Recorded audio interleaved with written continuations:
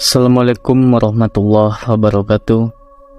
Sebelum cerita ini kami sampaikan, nama dan tempat sudah disamarkan demi keamanan dan kenyamanan bersama, kecuali Eki yang memang mengalami kejadian tersebut. Kali ini saya akan menceritakan pengalaman horor teman saya yang bernama Eki di lingkungan desa Eki. Kejadian ini dialami antara tahun 2015. Eki adalah seorang pemuda di sebuah kampung yang dimana kampung itu masih banyak sekali hutan dan masih sepi penduduknya.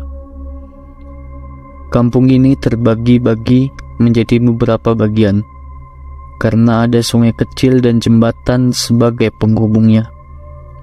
Sebut saja desa A, B, C, D, dan E. Eki sendiri berada di kampung E. Suatu siang, Eki berencana mau ikut kumpul-kumpul atau nongkrong di rumah temannya yang ada di desa D. Rumah temannya itu memang sudah jadi tempat kumpul-kumpul dari dulu. Singkat cerita, sore pun tiba. Sekitar jam 6 sore, Eki berangkat dari rumahnya jalan kaki karena rumah kawannya itu tidak terlalu jauh. Eki berangkat tanpa ada firasat apa-apa. Eki berjalan melewati rumah yang jarang-jarang dan masih banyak hutan. Tak lama kemudian, sampailah Eki di jembatan yang gelap. Eki pun berjalan di atas jembatan seperti biasa. Tak berselang lama, Eki sampai di rumah temannya. Ketika Eki datang, temannya belum ada yang datang. Tidak lama kemudian, satu persatu kawannya berdatangan. Kalau dijumlahkan, kira-kira ada 15 orang, termasuk Eki yang ada di situ. Mereka melakukan kegiatan yang biasanya mereka lakukan di tongkrongan, ngobrol dan nyanyi sambil gitaran. Beberapa jam kemudian, waktu sudah menunjukkan pukul 9 malam. Mereka berencana untuk membeli minuman keras tradisional atau arak sebagai kawan kumpul mereka. Karena keadaan di sana waktu itu dingin dan memang mereka hampir setiap malam minum-minum. Singkat cerita, jam sudah menunjukkan pukul 1 dini hari. Eki yang merasa sudah terlalu larut dan kepala agak ngambang, Eki pun izin berpamitan karena sudah larut. Eki, "Weh, aku pulang duluan ya. Sudah larut malam soalnya nih." Oke, tapi hati-hati ya. Di jembatan yang kamu lewatin itu terkenal angker," ucap Dono. "Ah, biarlah," ujar Eki. Eki pun mulai meninggalkan kawan-kawannya dan berjalan menuju rumah. Sesampainya, Eki di jembatan yang gelap dan dengan keadaan kondisi mabuk, samar-samar Eki melihat ada sosok putih duduk di jembatan. Eki pun mulai memperhatikan sosok tersebut. Dengan perlahan, Eki mendekati sosok tersebut. Ketika sudah dekat, sosok itu pun semakin terlihat jelas. Sosok itu adalah pocong yang duduk nyender di tiang jembatan.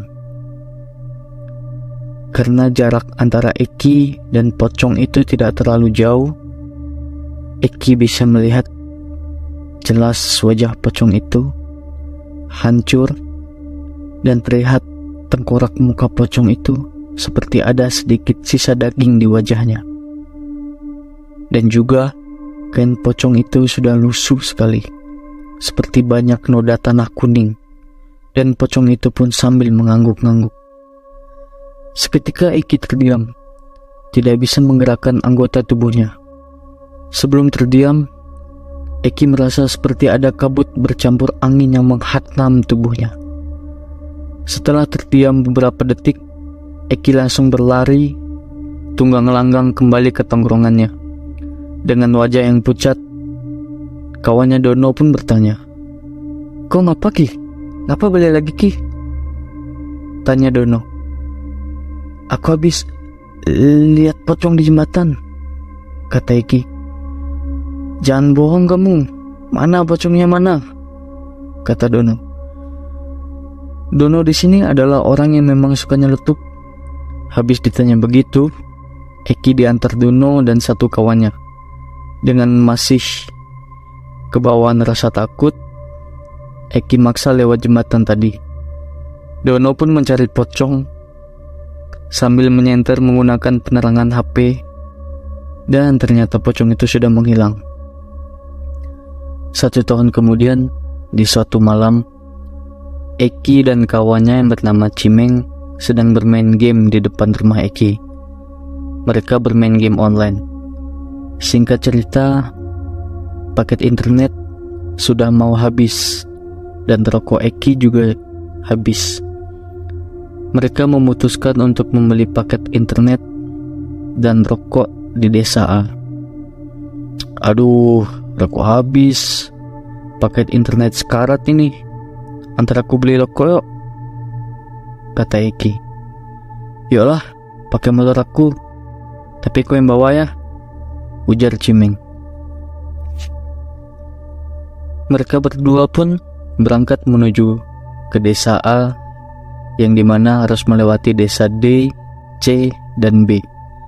Singkat cerita, mereka sudah melewati desa D, C, dan B. Di sepanjang jalan, Eki ini minta temannya untuk menyetel lagu dengan suara yang kuat karena sudah ada firasat tidak enak. Alasan Eki minta menyetel lagu di HP karena mereka akan melewati daerah yang angker yang ada di kampung bagian A. Di saat mereka sudah melewati jembatan yang ada di kampung B, terdapat tanjakan yang lumayan tinggi. Di pertengahan tanjakan itu, tiba-tiba ada kain putih yang melewati mereka di atas kepala mereka. Spontan, Eki pun langsung tancap gas dan hampir terjatuh ke jurang yang ada di situ. Sampainya di warung, Eki dan Cimeng membeli apa yang mereka butuhkan. Tapi mereka ragu untuk pulang. "Bagaimana kita pulang nih Ki?" "Aku pun bingung. Mending kita tinggal ke rumah Toleh." Jadi Toleh itu kawan mereka yang tinggal di kampung bagian A. Mereka pun menuju ke rumah Toleh. Sesampainya mereka di rumah Toleh, Eki dan Cimeng langsung menceritakan kejadian yang mereka alami tadi. "Wih, kami tadi ketemu hantu," kata Eki. "Gimana cerita kalian dua bisa ketemu hantu?"